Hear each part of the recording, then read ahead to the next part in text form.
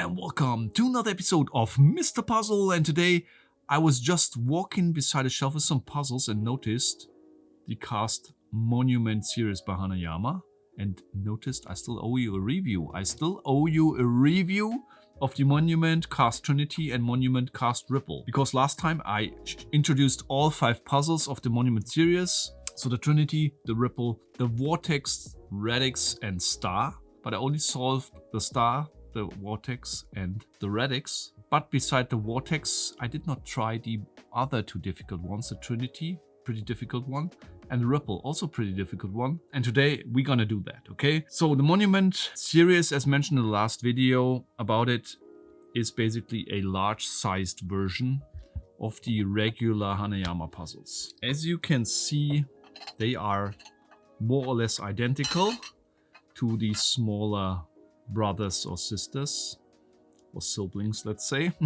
But they are kind of in detail. If you look at them in detail, they are kind of having some small details compared to the small ones, which making some of them a little more difficult or easy to handle than the small ones. And I would like to try this also with these 2. Let's start with the Trinity. Let's put this aside for now. So they are right now in the exact same configuration. I will not solve the small one. If you would like to see the small ones being solved and explain in detail, check out the video about this one. I will put your link up here. Today it's only about my personal feeling when disassembling it. Therefore, I will also explain it in very detail. I will try to solve it. It's been a while since I did it the last time, but I think I still can do it. And after this water break, you're gonna see me doing exactly that, solving the cast Trinity and the cast Ripple. Okay, let's go straight into it. The cast Trinity, okay? Maybe some details in the beginning that you can follow what I'm doing and what I'm explaining. There are 2 pieces. There's a vertical gap, this one and this one, okay? First important detail. Second important detail, there's one that has a horizontal gap, okay? Then, in addition, on the ones with the vertical gap, there's one with a big gap and one with a small gap, okay? And this is all you need to remember to follow my explanation what I'm doing, okay? So first step, I take the one with the horizontal gap, this one, and I move the one with the small vertical gap, this one, through the one with this vertical gap, okay, in this position.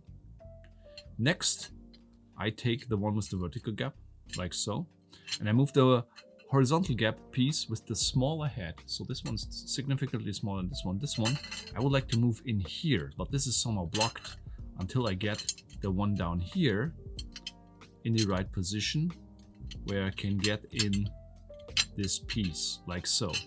And now it's important to understand that this piece here, this hard, sharp radius, need to go around this head.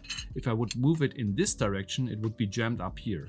But if I move it in the right direction, means in this direction here, and I try now to move it horizontally, it's the right position. You will see in a minute why.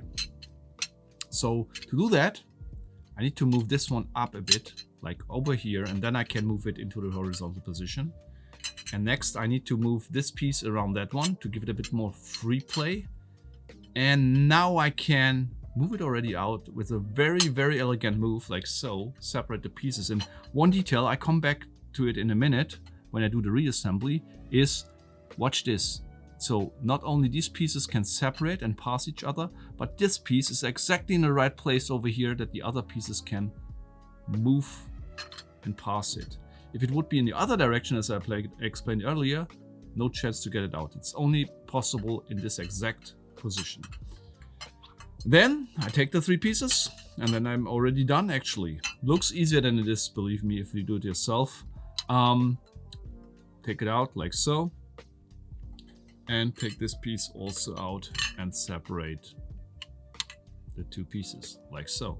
Okay, to reassemble it, put them back together like this, and then also put this one with the small head from the bottom side in like so, and place it like so. Now, important detail, I mentioned it before, I come back in a minute that to what I explained earlier. I could now put this in like so, also possible, but we will never get back to an initial position, because if you remember what I mentioned before, this piece down here needs to pass between the other two, and it's only possible if you go the more complicated way. You twist it around here, and then it can fit in this edge here, and you can assemble it while this one is still here. Very important detail, otherwise no chance to get it back in initial position. Then you flip this upwards, you get all of this stuff down again, like so. You move this out with the small head, like so. And then, final step, you move the one with the small gap again through the one with the horizontal gap. And we are back. I hope so, at least. We are back in the initial position. As you can see it here, same position again. That's the solution of the Trinity. It's quite good to execute. I think the smaller one is actually a bit harder, since this one has quite slightly increased tolerances, according to my feeling. It's harder to handle because of its weight, definitely harder. But this one tends more to somehow get jammed. Therefore, I think this is slightly more difficult than that one. So, and here comes the cast ripple. Now it's time for the cast ripple. Also a difficult puzzle, especially if you do it for the first time. The disassembly is definitely easier than the reassembly. Also, what I can imagine here, it might be a bit more confusing, because here you have the golden piece in addition, while here all of them are silver. But there is a detail to distinguish between the pieces. And this is, for example, if I now separate them, the golden piece is actually the one which has two ends in the same size, as you can see here, while the other two have a small and a bigger piece. And then there is also difference between these two, because this one has a groove in it and this one don't. So in the beginning, when they separated them, you grab the piece that has no grooves anywhere. We hold it like this on the big piece that the small piece is pointing towards here, and then we, sometimes with some pressure, especially in the beginning of the puzzle is new, later on the golden piece, or the one with the two big ends, comes down here through quite easy. We slide it on around here, and then we're getting into this position here, and here comes like a move now to separate the pieces, which is like an award already worth by itself. It's like you have to position the two pieces like so, and it looks easy, but to find it is quite confusing, and to apply it. And then you need to turn the pieces around of each other to separate them. Very cool move. And with the second one, it also works in the same way. So this puzzle looks definitely much easier than it actually is. So to join the three pieces again, we're looking in the first step for the golden piece, aka the one with the two same sized ends, and the groove here. We put the groove in this position. We look for the piece for the other piece with the groove, and we are joining the two big ends with the groove and this big end here, and entangle them again. Whoopala. Here we go.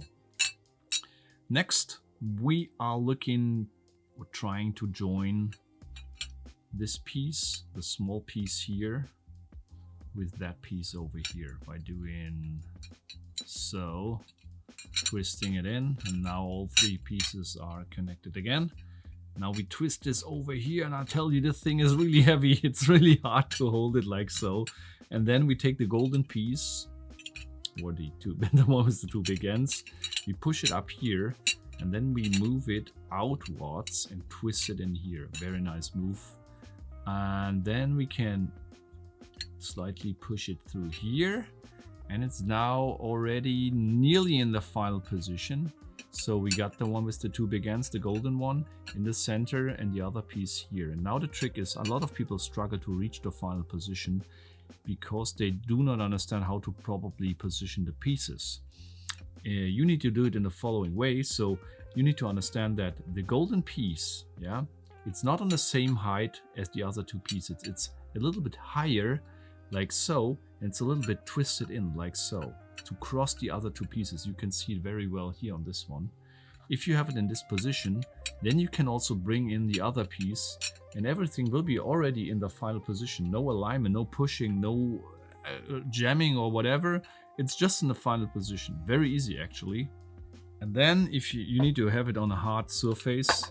If you put it on a hard surface, everything is in place. Even better if you put it then in the stand of the cast ripple. So my conclusion of this and these 4 amazing puzzles. So actually 2 different designs. I mean, you can hear it on my excitement. I really like those big puzzles. As I mentioned on this one, the Trinity, this one is a bit harder to solve because it's easier to jam, while this one seems to have a bit higher tolerances.